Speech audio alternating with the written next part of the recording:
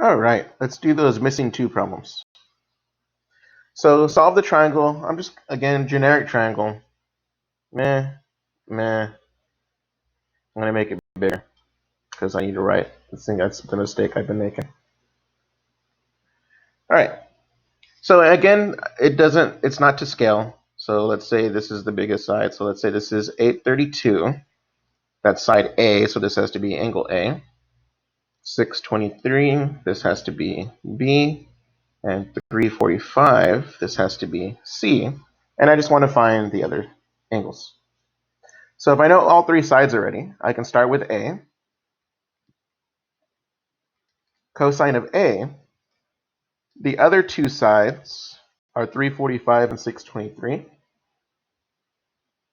So 345 squared plus 623 squared minus the opposite side, 832 squared, all over 2, and then the 2 sides that sandwich the angle, 345 and 623. And so A is equal to the inverse cosine of all that fun stuff. Basically, I'm being lazy, but it's all this in there. And so when we type it in, inverse cosine, open my numerator, 345 squared plus 623 squared minus 832 squared, close it, divided by, open it, 2 times 345 times 623. So I get 115.5.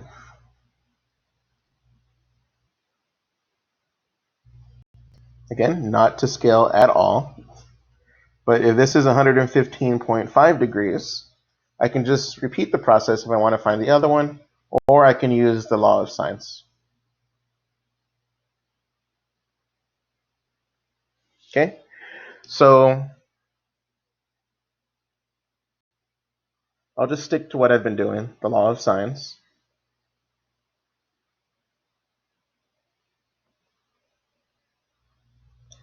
So I know A and its opposite side now. So I know that sine of 115.5 over its opposite side has to equal and again, you pick which side you want. I'm going to choose B, so sine of B, over its opposite side, which is 623. Multiply both sides by 623.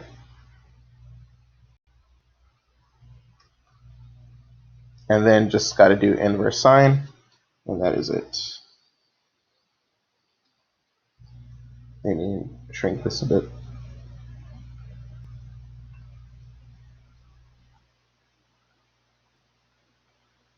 So inverse sine of 623 sine 115.5 over 832. And so that gives me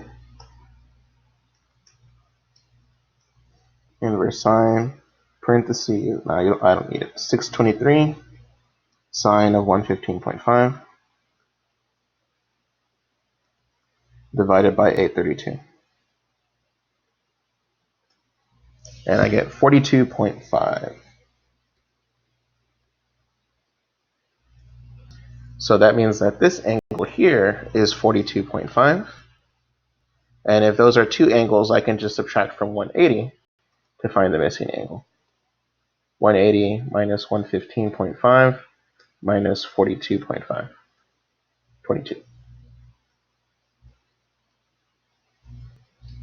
Yay!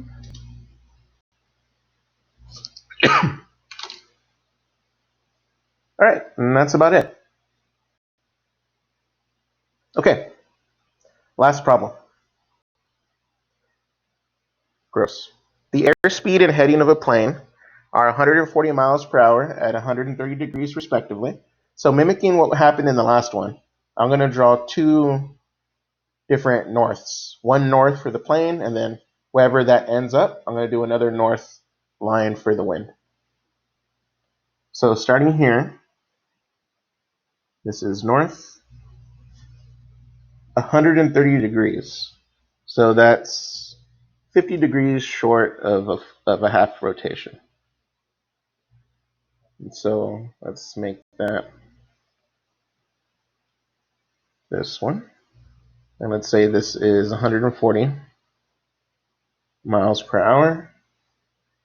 This is 130 degrees. If the ground speed of the plane is 135 miles per hour, so we're going to do another north.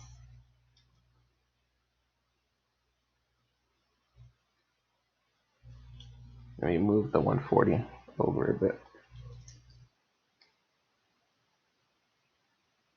I'll just write 140. Okay. So the wind is what we're looking for in this problem.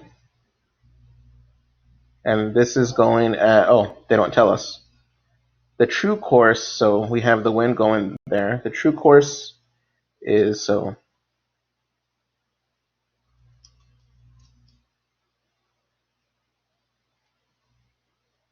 now the true course of the plane is here, and let's say the wind does that. Okay, so I'm looking for this, and I'm looking for its angle. What I do know, though, is that the true course is 137 degrees and 135 miles an hour. So this is 135, so the wind slows it down. And this angle is going to be 7, because they tell us that this is 137, so that means that the angle in between has to be 7, going from 130 to 137. So there we go. Now notice I have side angle side.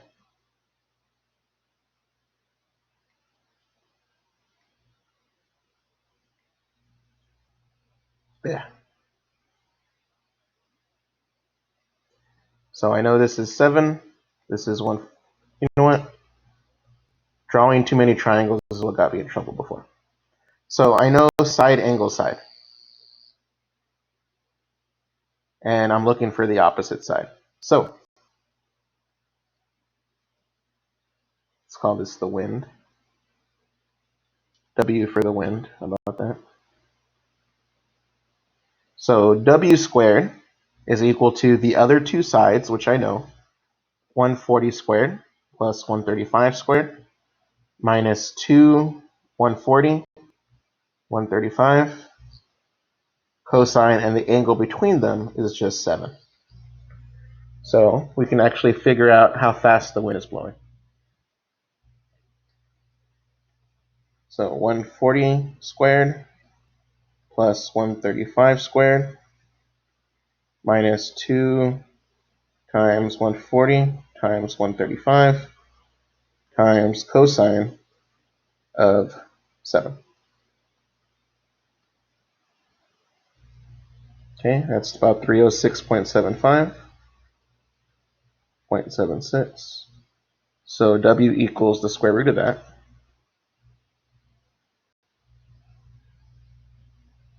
$17.5. Okay, so the wind is blowing at 17.5 miles per hour. Now the other question is, well then, what is the heading? So, and that's actually not that bad. In my head, I'm kind of, okay. So we got to figure out what this angle is. I'm going to do something very similar to what they did in the last problem. what they do is they extend this angle. So if this is 130, this little bit has to be 50, which means that this little bit happens to be 50. And if I can figure out what this angle is right here, then I know that what I'm looking for is going to be 360 minus those two angles. So I'm going to use the law of sines to figure out this angle. And so that's the angle I'm looking for. So let's call it beta, like they did in that last problem. Sine beta over its opposite side is 135 is equal to, and then here I have sine of 7. And its opposite side is the 17.5. So multiply by 135, multiply by 135, and I take the inverse of that answer. So inverse of 135 times sine of 7 over 17.5.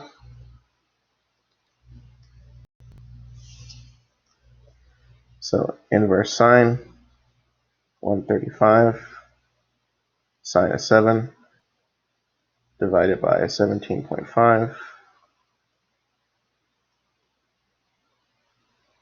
And I get 70.07. So 70.1 degrees. So if this angle here is 70.1, then these three angles have to add up to 360. So I'm going to do 360 minus 50 minus 70.1, 239.9 or 240. You know what, for the sake of just making things nice, happy numbers, so I'm going to say this is 70. Let's say the problem said round to the nearest number. So that's 70, then this would be, means that this must be 240. Okay, so what we did was, again, 360 minus the 50 minus the 70 gave us 240. And so that is our heading.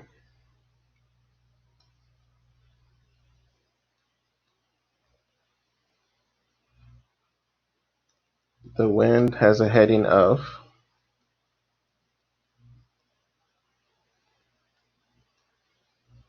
240 degrees. And again, this is not to scale. 240 degrees is actually more than 180. I just mimicked the picture up here. So your triangles in this section don't have to be to scale, because usually when you don't know what the triangle looks like, you just make a generic triangle and you start filling in the numbers.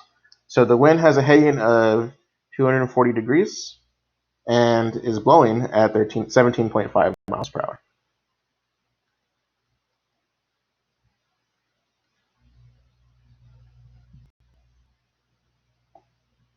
There you go. All right. So there's going to be a problem like that on your homework. So I wanted to do 2 examples so that you can see it done twice, so that when you do it on the homework, you'll be like, yay, I've done this before. Anyway, y'all have a good one. Be safe.